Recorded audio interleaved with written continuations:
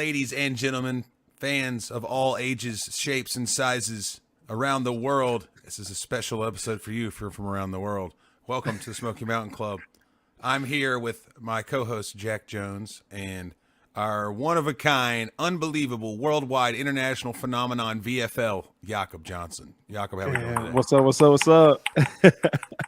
Thanks for having me, guys. Thanks for having me. Grüße an alle meine Leute da draußen. Oh, yeah, you heard him. You heard him. And that's it. Signing off. Great. Oh, man.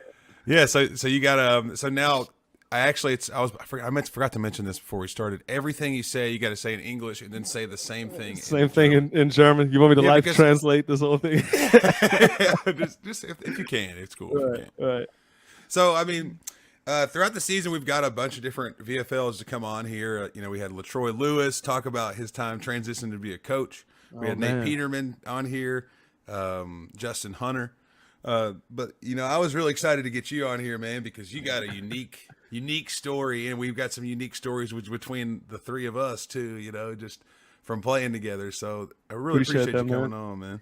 Thanks for having me. I'm glad I can be here representing for the international squad. Yeah, man. That's right. And a Vol, man. That's good stuff. Yes, sir. All right, dude. So let's take a little journey back through Jakob, the life of Jakob. All right. So where do you want to start? So let's just start. So what got you interested in playing football in Germany? Okay. All right. So I grew up in Germany, Stuttgart, Germany, southwest of Germany, home of good soccer, food, Porsche, Mercedes, great cars, and football is not really like a thing out there. At least it wasn't at the time when I was a kid. I was coming up through school and I was always getting in trouble, doing like fights and stuff like that, and that's really in Germany. That's like we don't deal with that at all. You know what I'm saying? It's not cool. Like you really can get in big trouble. So my mom would always put me in all kinds of sports, like soccer, basketball, wrestling, swimming. I'm doing all these sports and still getting in trouble. And none of these sports is really like powering me out. Like I'm still coming home and I'm still like up to no good. So my mom saw an article for a football team, brought me to practice there. They had like some American coaches, which is like super cool, first of all, if you're over there, right? Like they had us drinking Mountain Dew after practice, but it's like, you ever tried this, Jakob? Dude, you don't understand, bro. We didn't have Mountain Dew over there at the time, so they have us running around like doing all these push-ups. They're yelling at us, but they're like really challenging us. And I came home from that practice. I was tired and just went to sleep. And I guess from there on out, it kind of straightened me out and fell in love with it. Yeah, that's awesome, man. Hey, and if you were fighting people and you weren't drinking Mountain Dew, I couldn't imagine after you started drinking Mountain Dew, you probably fired up even more. But I guess you were playing football then, so you're good. Actually, like me and one of my Persian friends got together. We would buy the Mountain Dews from our coach for like $3 for the 12-pack, and then take them to school, sell them for $1 a can, like €1 a can. You know what I mean? So so you're making good business off these Mountain Dews. Businessman at an early age, man. That's good stuff. So I mean. Let's see.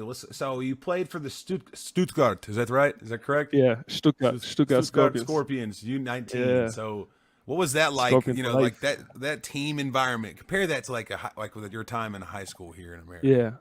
So German football is interesting because at the time when you started padded football with 15 years. That was the youngest you could start hitting. Before that, it was flag football.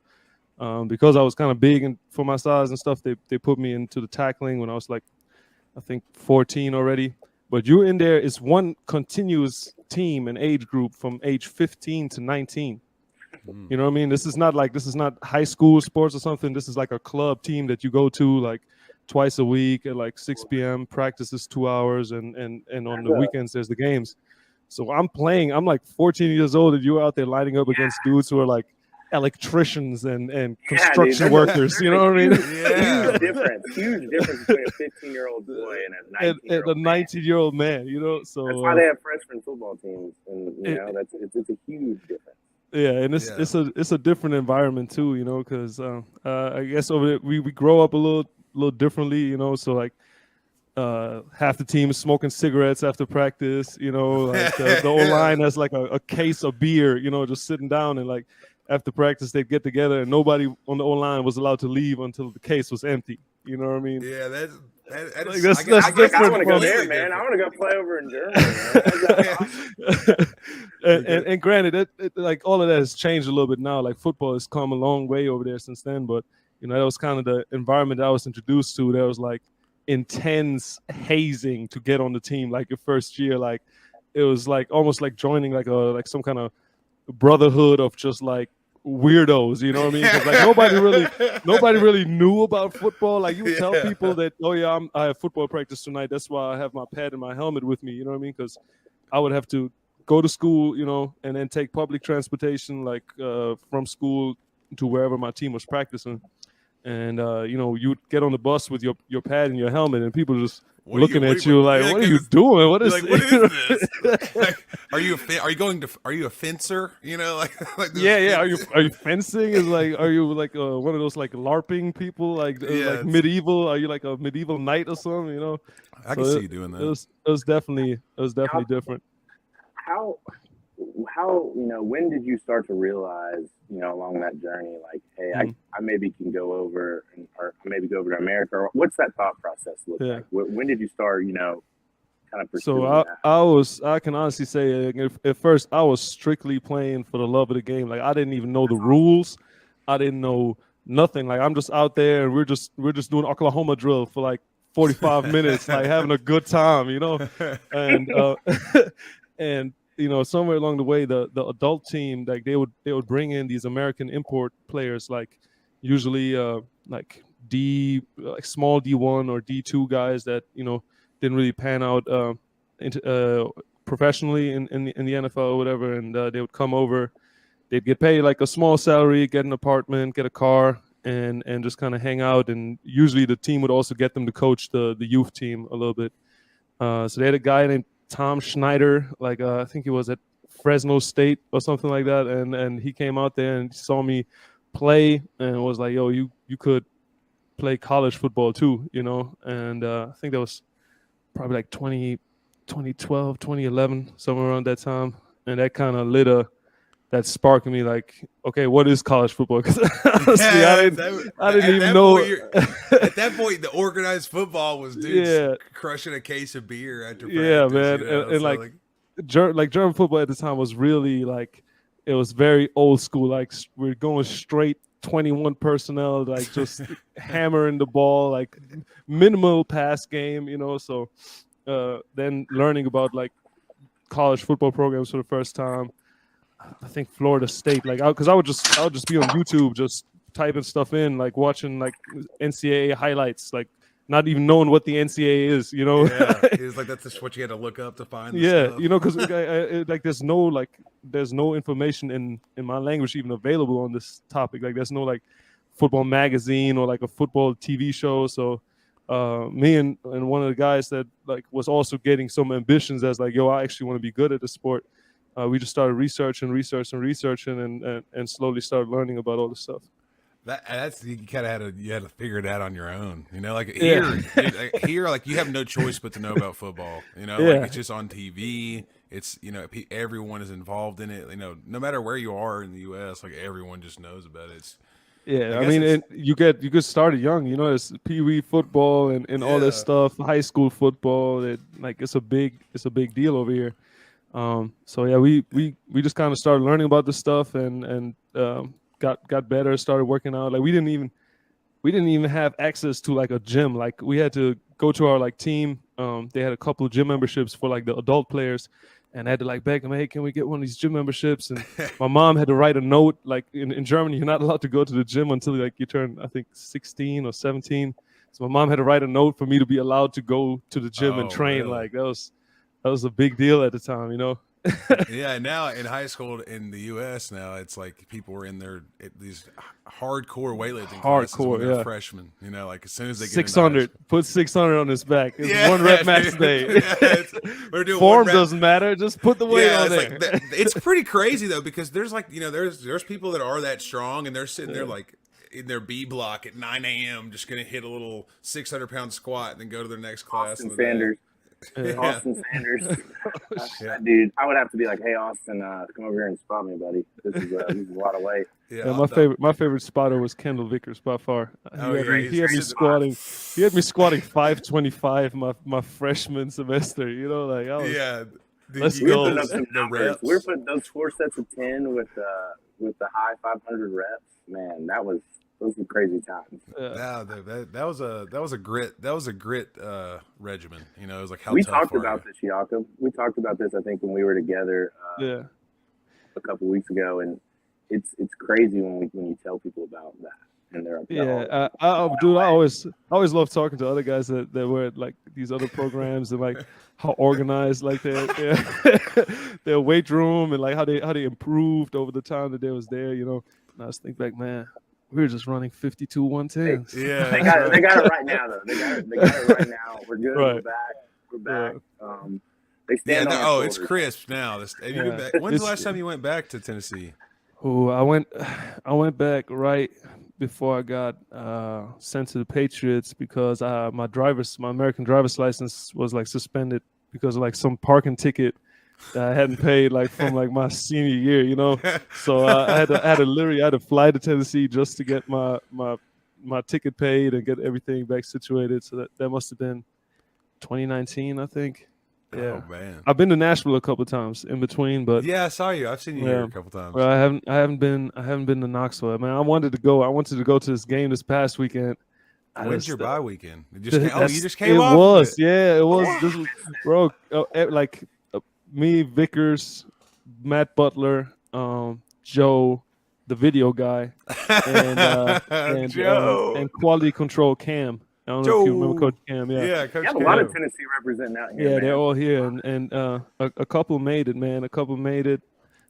Cam went. I think Joe went, but I think all of us players like we wanted to go, but that flight back was that's rough, brutal, you know? Man. That's a brutal flight. Yeah, and I've learned, man. I've learned it's better to do less in the bye week than more. You know, like I didn't realize how many Tennessee people were in Las Vegas, like at the Raiders. Yeah, man. Dude, that's a lot, dude. Honestly, I'm always surprised how many Tennessee people or people that came through Tennessee in general are like still in football or like in the NFL right now. You know, there's so many times I've after game went over there to shake some hands, and all of a sudden some guy that was like one of our quality control guys or one of the position coaches is like on the other sideline. I'm like, man, this is the web of coaching, man. It's crazy, dude. It's they're all like there's so much connections, like among, especially because like we were around a lot of good coaches, even in like as like secondary like assistant staff members. Like, yeah, you know, there's a lot of different relationships that they'll you know, like the GA under one coach, and then he vouches for him, and then bam, he gets the next job randomly. It's like Malik Gatewood. Yeah, Martinez. Gatewood is my guy, man. Yeah, where's he at? The Giants. Yeah, I think so. I think that was his last stop. Yeah. Yeah, that's so cool. People. Coach Martinez back at UT. Yeah, that's awesome. I look for him every time I go there, dude. He was the guy that recruited me, dude, and I was just like I barely got recruited. It's like what you mean, man? You was a prime athlete, man. Kingsport, Tennessee, right? Kingsport, Kingsport's finest. That's right, dude. That's right. All right, so let's fast forward. We're gonna fast forward your life now, Jakob. We're going from Germany. You came over from Germany, went to Jacksonville, and then we're just gonna skip past that and go straight to Tennessee because we're talking about Tennessee already. Came from Jacksonville. You went to Jean Ribault High School. Did I say that right? I think so. Yeah, Jean Ribault. I don't know. There you go. Supposed to pronounce it French or not? Honestly, I don't know, man. Maybe it's Jean. Anyway, we do that. So you got to Tennessee the year after I did, 2014. Is that right? Yeah. 2014, dude. And I was looking at your early enrollee. Yeah, January. Yeah. I think January 6th. I shipped off from the homeland, frosty Knoxville, Tennessee. I was so happy when I got there, man. It was like I think to Atlanta, and then like like small, almost like a PJ type plane from Atlanta to Knoxville. And I remember I took a picture. I had somebody take a picture of me next to the plane. to flex for my German friends. You know what I mean? Like, it's like, look at they got me in. look at me in America. We got small planes. We got small planes. Yes. Well, dude, I was looking up. So like, I was looking up your career stat sheet today, dude, and you got there's offense plays, there's defensive plays, like, but dude, it's cool to see you know the progress that you made, even just on paper, and when you're when you're just looking at freshman, sophomore, junior, senior, you know, like changing positions, you're balling on special teams the whole time.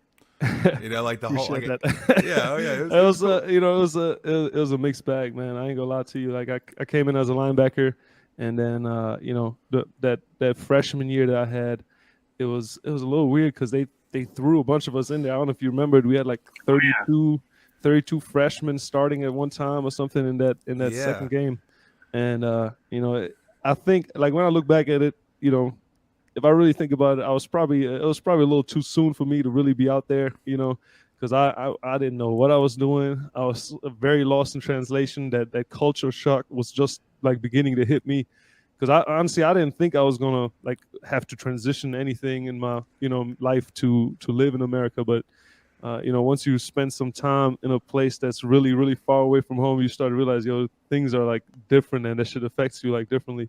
Yeah, I bet it does, man. That is crazy to think about, because like not only like it's not like you're just coming over to America and just going on vacation. Like you're going through the hardest thing you've probably done. Yeah. You know, like you're putting yourself through mental stress, physical stress, and like then you like come home and then like you turn on the TV and it's just different stuff. You know, and it's not the everything is different, man. Like food, like I didn't think food was gonna be that different, you know, because like we have McDonald's too, you know, we have Burger King too, but you know, like going to a Walmart. I remember going to a Walmart. It used to be so strange to me because it's like we have some cereal, like we have like Cocoa Puffs and all this stuff, you know, but we have like maybe 5-7 different cereals. Here's like 50. You know what I mean? Like, like so a cereal aisle is nuts, dude. Yeah. I swear, like every time you go back to one in the grocery store, even me, like today, like when I go back to it, I find a new cereal. They come out with new drinks every year. You know, it's like a Mountain Dew seltzer now. You know, it's hard Mountain Dew. Like, what are we doing? You know, like enough. Like, you fell in love with Mountain Dew at an early age. A Mountain Dew was. I was about to say they might like the hard Mountain Dew seltzers back in Germany, man. Give it to the O-line after practice. Honestly, it would be funny to see, but like honestly, everybody back home we were like very traditional, you know, like people like they like their one beer from this one brewery because that brewery is the best and it's been brewing beer since the 1300s, you know. So 1300s. It's like a little different. I think I bet that's different for you. Is like in Europe, it's like everything is old. Like there's things that are there and built to last, and buildings that are built to last. In America, like that's like quite the opposite. A lot of the stuff that we build, like we build stuff to I build strip malls down. Yeah, I love strip malls, boy. This whole country is strip malls from east to west, man. Hey, I don't want to throw shade on the strip mall. You know, I get some good deals in a strip mall every now and then. But, you know, there's like this 1300, the cathedrals built in the 1300s still standing, you know, that's cool. You know, my city especially, it's like we got a castle downtown, you know. Yeah. And then come from that to like Knoxville, where it's like you need a car to get around, you know, people are driving trucks, like, you know, the culture is completely different. On top of that, you know, I just spent 6 months in Florida in like, you know, with my family, but like in a very what is called inner city environment, you know. So I had just kind of adapted to that, and then coming to Knoxville, where it's like, you know, all of a sudden it's country music, and you know, like all like when I first realized that y'all was really listening to country music, like non-ironically, I was like, these people are different, man. They really like this music. Yeah. You don't like country music, Jakob? I mean, y'all wore me down with it. I have a small playlist, you know. I like some artists I really like, Tennessee Whiskey, like Wagon, all the classics. I think there was definitely some times I remember in the locker room where I was playing you some country songs. Yeah. Listen, it wore off on me, like for sure. Like now I can appreciate it. You know, there's of course always, like I feel like with every genre there's some music that's just kind of, you know, trash, and then you got those true artists, you know, when you hear those, like when what's that song?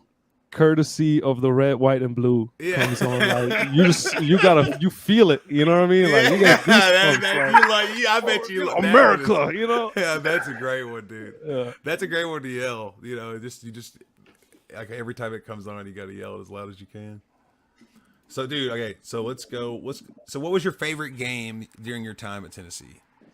Favorite game? I gotta be a little biased. I gotta say 2015 Georgia at Tennessee, because that's when I caused that little fumble, you know. Oh yeah, my little claim to fame. I caused that little fumble, and then John Kelly recovered it. JK got it too. That was awesome. Yeah. I remember that. We ended up winning that game, and I met the love of my life that night. You know, I got my phone number, so let's go. I was feeling myself. Man. Listen, it was like that street by Bro's house. Like I was feeling myself, man. What a great house! Those great memories. I was like, she's not gonna say no. I caused a fumble today, man. She didn't even know who it was. That's awesome. That's awesome, man. That street, man. That we had a lot of memories on that street where whether it was the Bro house or when. Later on, more people moved down the road. Like it was, we were there for a while. Is that fort still like kind of like where students live now? Dude, it's alive and well. It's alive. Because I know the strip has changed a lot, right? The strip there's like no more clubs. It's really like part of the university almost now, right? Well, I mean, kind of. It's more just kind commercial of apartments, big apartments, like nice strip centers.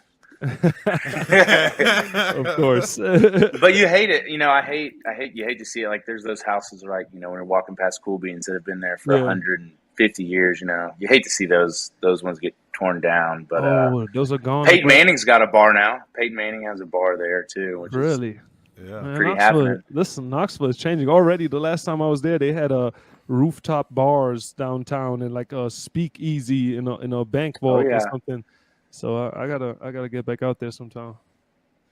Oh yeah, there's some good spots. It's not. I mean, the cool thing is when Tennessee football is doing what they're doing right now, Knoxville is going to just get better and better. I mean, that city thrives on it. It brings so much business and so much money to the city. But I was going to ask you, you know, like, what about this past weekend, man? Like, what are your thoughts on the Bama game? Like, as a former player, seeing, you know, what we went through and seeing where they are now and how quickly Coach Heupel got them back on track. I mean, I'm impressed. You know? Yeah, it was honestly really cool to see. I really liked the way they played, not only from a sense that like the defense like stopped the run, you know, like that's one of the toughest things to do against a school like Alabama. And I remember that would always be kind of that piece that was missing when I would watch these Alabama Tennessee games. We'd play a good half, but then kind of in that second half, you could feel the team was kind of wearing down. And I think these guys, like, you could just see them. They were leaving it all out there this time, and guys really sacrificing,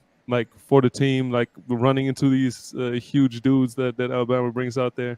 And at the same time, guys on the offensive end making plays and really taking advantage of it. It was honestly, next man up. Me and Vic were watching it together, and like at the end, like we were both standing up, and like as soon as that field goal went through, we were just like hugging, like full on hugging each other. Yeah, just like having a moment, you know. So it man, that was dope. I'm glad you were with somebody that also like understood it, you know, because like I feel bad for the people that had to watch that around people that didn't really get it, you know. They're like, dude, that's years of pain and you know, suffering, agony. Just relieved off the shoulders. Yes, it was dope. Then like shout out, I don't know if y'all were at the game, but like the people rushing the field, like tearing down the field goal. At the same time, you see the university president saying, "That's all right. We'll do this every year. We'll pay it again. We'll pay it again." Yeah, we'll do. Yeah, I think that's cool to see. Totally. We see the fans raised the last time I saw it, they had already raised $151,000 by like yesterday to pay awesome. off. That's I mean, that just speaks volumes. I think that's good though, but like honestly, just don't. I think it's incredible. I think I have a controversial opinion on it. I think if you're going to give $150,000, give it to the players now. The NIL is a thing. Oh yeah, I mean, you mean like, not the university is about to make like 93 M's this year? Yeah. But I don't want to talk about Tennessee. I love Tennessee, but like you know, like that's for me. Like that's an opportunity with new NIL stuff. Yeah. I'm not trying to plug Smoky Mountain Club, but even though that's the entire premise of why we exist, but like that's what you can do with it now. Yeah. Like instead of like, hey, what about we just figure out a way to give Jalen Hyatt a bunch of money to come on for that an kid interview. deserves it, man. Everybody, listen, everybody that placed the bet on this game and you won, Jalen Hyatt needs at least 30%. Little juice. Give him a little juice. Give him a little juice. Give him a little house. Anybody that won anything, man, Jalen Hyatt, 30% off. What the about top. that stat line, man? That Yeah, stat bro. line looked like a Randy Moss stat line from like 6 when he played for the receptions. Vikings. 5 TDs. And then his picture in the locker room with Peyton Manning and the cigars. You know, that's just Man, like, unreal. that's forever. You know, like that's forever. a legend. That's coming forever. up. That's coming up every year. Yeah. You know, that's one of those timeless pictures, dude, for sure. Jakob, did you see the video of the O lineman who was who threw up and then shook his head, looked back? Loved it, man. That was awesome. Actually, I have a German podcast that go on and talk. We talk like football and stuff. That was one of the things that they brought up. Like it made it over there. Like that Tennessee football moment like really spread all around. And a guy like intimidating somebody with his throw up is like is definitely up there. You know, like that's awesome. You're hearing about it from Germany though. Like man. That's the game heard around the world. Yeah, there was people walking around with Henry. How do you say it? Toa's mouthpiece? Like they found it on the ground, and there's a picture of a fan that's like had it in his mouth after the game. What a crazy night, man! That's crazy. That's a vile thing to do. Put that in your mouth. Yeah, you know, everything that's happened with this football program in like the last 20 years, like it's just so awesome to see this happen for just like the people, you know, because all the diehard believers out there, you know, that just put themselves through all these years of kind of like football, you know, to see that, it's pretty cool. Yeah, and I think that's like a general consensus opinion from everyone. You know, even the guys that didn't have the great experience that they wanted to at Tennessee and maybe transferred or didn't finish, nobody will ever argue with you that the fans aren't the most passionate people ever. Yeah, you know, like it's like fans are crazy. That's the truth, man. I think it's. But it's cool. That's why. I mean, it's exciting now with this NIL stuff, right? Because I just had a talk with my position coach actually today. He used to coach at USC, and you know all the stuff that happened to what's his name, Reggie Bush. Reggie Bush, yeah, Reggie Bush, right? With the NCAA, all the things that he went through, and now you're at the point where like that will never happen again. You know. Yeah. But it's kind of at the same time, it's kind of tough. Like all the guys that got knocked by the NCAA for stuff like maybe 1 or 2 years ago, you know, looking at this now, and they're like, well, you know what I mean? What are we doing? Yeah, it's a tough. It's just one of those timing things. But dude, I think you know, years down the road, like you know, when the buzz of it around it, you know, like right now, the first thing people are going to do is try to attack the negative things. It's different. You know, but even from like at the beginning, people said it was going to be this crazy thing. It really hasn't been. People are making money, but I mean, in the NFL, it's the same thing, man. Everybody don't make the same in the locker room. You know, you're sitting next to a guy that's making a couple millions, you know, for the same like work that you're doing. You know, but it's like that's just what it is. Yeah, you know, you're not going to block. You're not going to block less. You're not going to block not as hard because you're not. Football is still as much. football, you know. Yeah. And I think at that point, and even in the college point, people understand that. You know, guys that are in the stage like Tennessee, they understand how big of a role it works. It is. Yeah, that's how it works. It's business. You know, you want more money, go out there and ball out. Yeah, that's exactly right. Yeah. Do what Jalen Hyatt just did. Oh, exactly. He got paid. Yeah, Darnell Wright too, man. Our right tackle, he right balled tackle. out too. He had a really good game against Will Anderson. Our whole line played really well. They're Joe Mora. They're on the award watch list for the O line unit of the year, which is fantastic. Yeah, there's some dogs. There's some dogs for sure, man. Like some of those run plays, like they were moving these Bama guys, you know. And I just haven't seen that in a while. You know, that's not easy to do. 1 second. Not easy. Not an easy feat there. Well, dude, Jakob. So I think we got to transition this back to you, man. All right. Let's talk about me. So we got to talk about baby. We got to talk about Jakob more. So let's talk about me. So you're an undrafted free agent out of school. Listen. It's complicated. I told you. Explain the NFL NFL Europe. Explain the NFL Europe. The International Player Pathway Program. So, Jack, your first Thomas, when was your last season at Tennessee? 2017. 17, 18? No, 2016. 2016 fall was the last season. Oh, so you had the good one. You had a good one. The last Dobbs last year. Yeah. Kamara's last year, Barnett's last year, Corey Marine's last year, Cam Sutton's last year. Yeah, I came back for the next season, but I tore my labrum. I had another surgery, so I just. Oh yeah, that's what it was. So that 17-18 season was my last one. I also tore my shoulder up towards the end of that year against Kentucky after the staff had already been fired. You know, it's over. You know, football is over. Like my shoulder's over. I'm about to, finish my college career. I don't really have like that crazy of a resume, from the last 4 years before that. Now my shoulder's tore up, so I decided to get the surgery. I got cleared to run like two or 3 weeks before pro day, but I'm still like, okay, I'm still gonna do pro day because this is gonna be kind of like this last thing, and then this kind of Tennessee chapter is over. And of course, I do horrible. At the same time. There wasn't nobody really there at that pro day. Like the year before, it was like 32 teams. The whole NFL was there. All the head coaches was there. The pro day that we had, man, it was like it was slim pickings. It was. I think they were there to see John Kelly. I think the Wolf, Ethan Wolf, Khalil, maybe. Yeah, maybe he was there for another year. I'm not sure, but it wasn't really that much interest around the league for Tennessee guys at that time, and I didn't get no call, so. I actually was in grad school, just kind of finishing up the semester, got a job at Mellow Mushroom on the Strip for a while, and decided to go just take a little vacation back home, see my family and stuff. While I'm over there, my cousin is like, yo, just come back, start studying here in Germany. You can get into med school here. School is free here, so it'll be less stressful and all that stuff.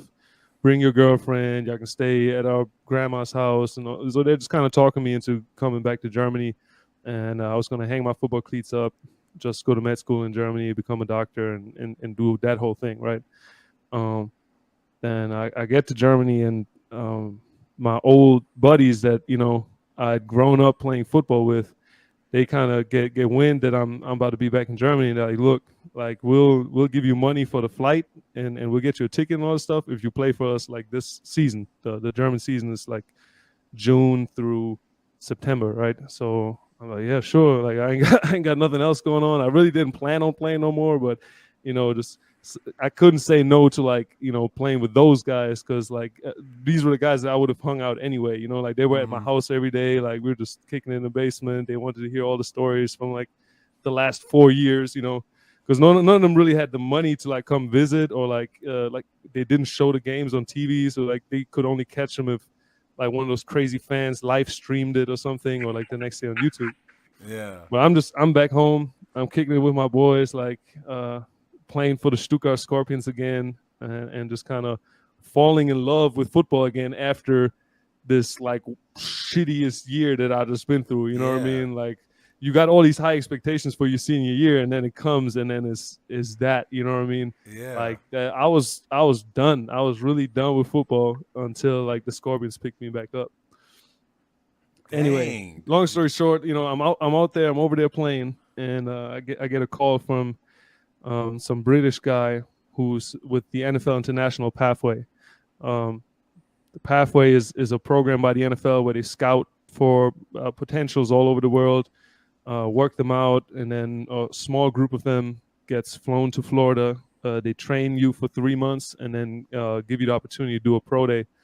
And out of those guys in that group, 4 get assigned to NFL teams every year as an 11th practice squad player that doesn't count against the roster maximums or minimums. So it was like a golden opportunity, you know what I mean? Like if you were ever gonna like have a shot at the league, this is the program you want to go through. And they invited me for a tryout and decided to select me. But then the crazy thing, I was looking at this. So you that's the pathway that got you in the door, and then you get as you're at the Pats, you go to the Patriots, and then you get released from the 53, right? And then you go back to the practice squad, but then they elect to not make you a pathway player anymore.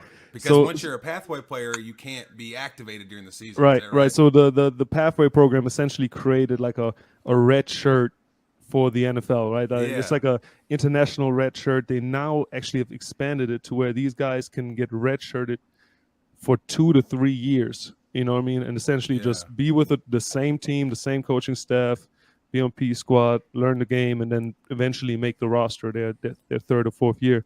I got lucky, I went through OTAs and training camp with the Patriots, and in the end, instead of putting me on that international red shirt, they just put me on the regular P squad. Yeah. Which then gave me the chance 3 weeks later. My predecessor over there at the time, James Devlin, absolute beast, absolute legend. Legend. Like man. that's my guy. Like I don't think I would be the player I am today without him, because he just really like took me under his wing like when I first got there. Awesome. He went down and I got a chance to be activated. That's awesome. What a great mentor to have. Yeah, man. I mean, dude, he's like he would be in there just squatting 600, 650, just routinely. You know what I mean? Just on a routine day, like. Smelling salts, like belt on, metal music blasting. Like I had a great time. Dude, that is so cool, man. So I mean, like, dude, you had in between September 21 and October 14, you were played 94 snaps in 4 games. Yeah, and then which is so many. And after getting elevated that quickly, like that. Yeah, you immediately you got dropped in the grease, dude. I remember too. I was watching it. I was like, dude, Jakob's out there alive. Yeah, you molded into that guy that needed you to be at that position, and it was the timing was right, and that's like that. It was really cool to see that. Yeah, it was interesting, man. Like the first game I was going to be up for a couple of days that week. I was the only healthy player like in the fullback tight end room, So I was going to not only be at fullback, I was also going to be the starting tight end, you know what I mean? Going in to play the New York Jets in my first NFL game ever, Like thankful, like I was prepared for it, like you're just like and shout out to my position coach at the time, because he definitely like he never let me feel like that he had any doubt or something. Like he just prepared me like the best of his ability. And, at the last minute, one of the other tight ends, got healthy and played some special teams that first game. Then went to, I think, Buffalo and Washington for my next 2, and then got hurt against the Giants back in Foxborough. More shoulders, more shoulder. Yeah, more shoulders. It was a big one. I think like broke like my scapula or something like that. Oh, and so then kind of that getting dropped into that bucket and being essentially less than an undrafted guy. Like I was the 91st guy on the roster when training camp started, and like you don't get too many injuries as an undrafted guy. So like I just knew that I had to make this one count and put everything into that rehab, like just went crazy. That spring, you got to think Corona hit. So now like me and all the other, I got really lucky. I had another international guy that was also on the IR right now at the time, Yelda Froholt. So him, me, and some of the other guys that was on the IR, like we couldn't even go to the facility for rehab anymore. So we just had to put together a garage gym, bought a bunch of weights, like brought a bunch of dumbbells, like, and just, went crazy. Like we were in there like for 6 hours at the time, just like lifting, squatting, like it was a cool period. And then that season, fast forward to that season, you start the season on the 53-man roster. Yeah. Dude, that is so sick, man. That is awesome. From them not letting you rehab in the complex because of COVID. Because of COVID, making man. the 53. And so you were the second player in that program to do that, right? And the first guy, what was the first guy's name? That's F.A. Obata. F.A. Obata, defensive end. And then we had another guy that actually came through the program. He ended up getting drafted though. Like cool. he did his pro day. He did so good. He got drafted. Jordan Mailata. He's one of the starting tackles for the Eagles, I want to say. He just got paid awesome. too, man. Shout out Jordan. The Eagles' offensive line looks really good this year. Yeah, man. So and then I want to wrap it up here too because we can talk go about ahead. this forever. Go ahead. I'm gonna wrap your NFL career up with the. Obviously, you're still playing now. You're with the Raiders now, but you were the first player in the International Pathway program to score a touchdown from Cam Newton versus the Seahawks. How's that Shout go? out, shout out, Cam, man. Oh man, that was a hell of a moment, man. We were down by the goal line. We had already ran a bunch of goal line plays, and I knew that play call wasn't a. I knew it wasn't a game plan, but. And for Coach McDaniels, who called it at the time, that was a good look. I still got that ball. I wasn't sweet. Like That's when awesome. I used to see if you watching a clip, man. Like, I didn't know how to celebrate. Like you always think about like, oh, what's gonna be your celebration, bro? I didn't know what to do. I'm just pointing at the sky, and I was like, yeah. Like I did it, dude.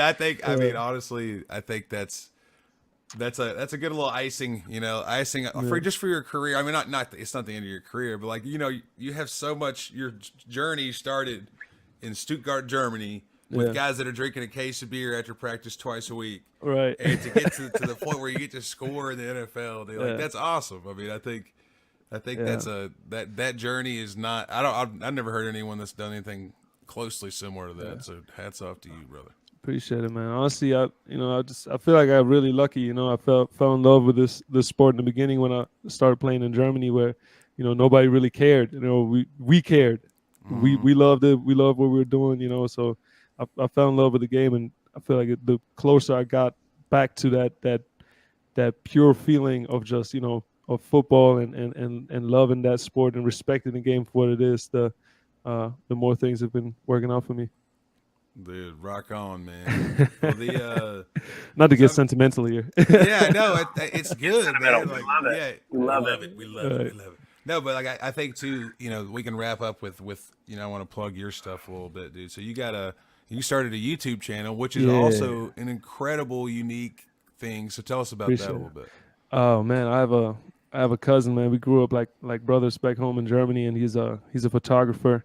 So I just every time I went back home, I would get him to film me. And then this year we finally decided, let's go all in. So I paid him, I flew him out here, and he just stayed with me essentially the whole off season in between OTAs and training camp while we were training in Florida, and just kind of filmed everything. We did like kind of some vlogs. We did some stuff with some other German players during the Super Bowl, and we do have English subtitles, so I know the videos are German, but if you go to YouTube, you press closed captions. Not necessarily this where people who listen to this probably may not be your target audience, but I think it's super unique that you're giving that perspective to people though. Like that's talk about how much since you started in Germany, and you said I think you kind of hinted at it earlier.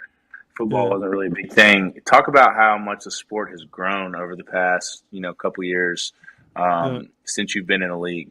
So the best picture for this is this, right? When I started playing, there was only a semi-pro club league over there in Germany, and the only NFL game that they would show on TV was the Super Bowl, right? That was probably about 2007, the first Super Bowl that I've actually seen. Now you have full broadcasting in German of all the games. The NFL is about to bring a game to Germany this season. And there's a new European all-professional league, like with TV contracts and players getting paid. I'm a part owner of a team. Shout out Stuttgart Surge. Gotta plug these guys. I was about to plug that too.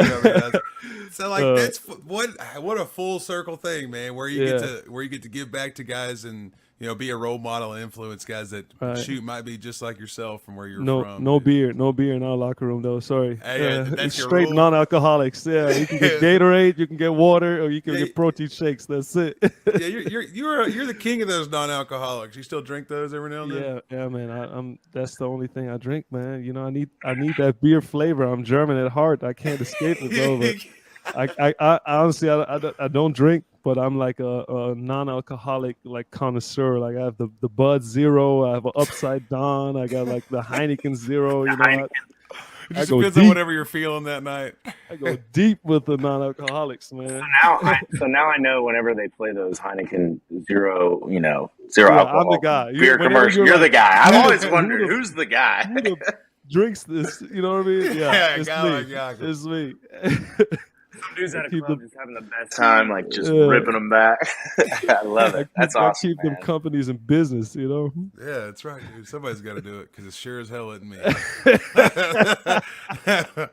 Oh, well, honestly, dude, we've been on here for 47 minutes. I think that's a long time. But when we, like I said, though, like we really probably could sit here for another hour and a half and chat about our time, man. But you got to come to Vegas, man. Jack's already here. Jack's here. I'm here. I was just there. I need to come. I need to come out there, man. Next time I come out there, I'll hit you up, and it's got to be in the off season because pick a game, man. Pick a game. Pull up. Oh, Jack knows. Hey, Jack was there. You was already at the game. It was awesome. Hey, I was literally middle. I had the best seat in the house. Jakob, best seat in the house, man. There you go. All right, Nothing guys. But the best. Nothing but the best. So for Smoky Mountain Club, we had our wonderful guest, Jakob Johnson, here. Jakob, thank you so much for sharing your story with us and letting me brag about you. Thanks for having me. Hey, Jack, thank you for your service here tonight. Jakob, you kill it, man. I love your story, bro. It's always good to appreciate it.